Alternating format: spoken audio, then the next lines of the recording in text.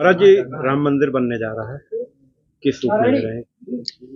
देखिए, 500 वर्षों तक समस्त सनातन धर्मियों ने, राम भक्तों ने उसके लिए संघर्ष किया है और इसीलिए मंदिर बनने की सबको खुशी है, हमको भी है। हमने भी राम जन्मभूमि के मुकदमे में पैरवी की है, गवाही दी है, विशेषज्ञ के रूप में हमारे उसमें मत डाले गए हैं और हाई कोर्ट और सुप्रीम कोर्ट के फैसले में हमारे योगदान का उल्लेख भी न्यायाधीशों ने किया है।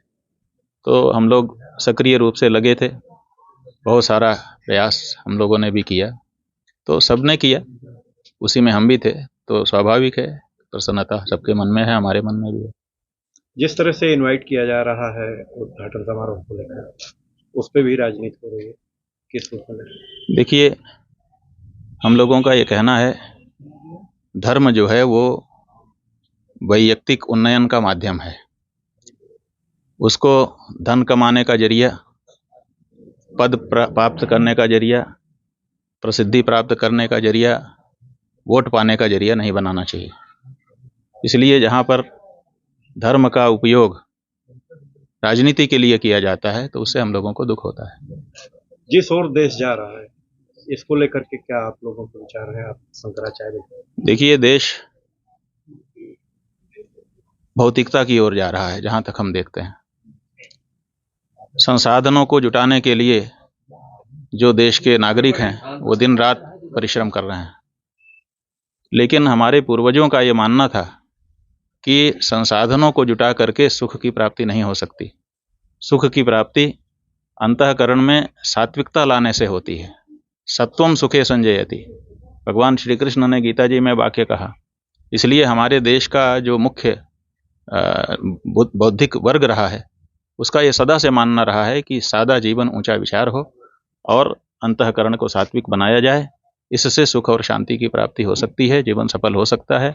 आज पाश्चात्य अनुकरण करके हम संसाधनों की वृद्धि कर रहे हैं और संसाधनों की वृद्धि के फेर में पड़ करके जीवन को दुर्गम बना दे रहे हैं और अवसाद लोगों के मन में आ रहा है, तनाव आ रहा है, लोग परेशान हैं, ऊंच नीच की भावना उत्पन्न हो गई है, वर्ग विद्वेष हो रहा है।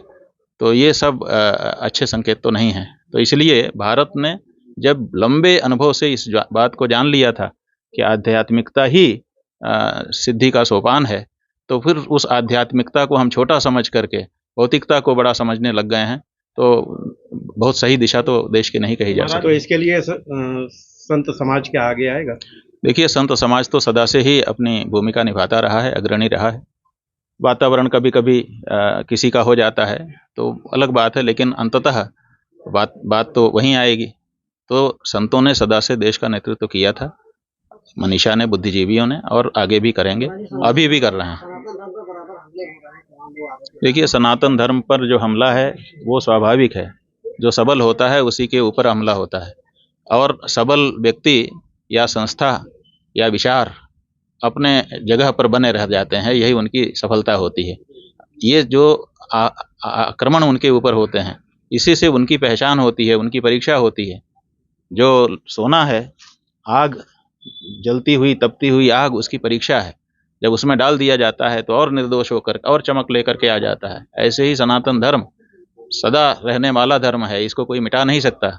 बड़े बड़े आए इसको मिटाने के लिए और मिट करके चले गए, तो उससे हमारी परीक्षा ही होती है। इसलिए ऐसे आक्रमण सदा से होते रहे हैं और आगे भी होते रहेंगे।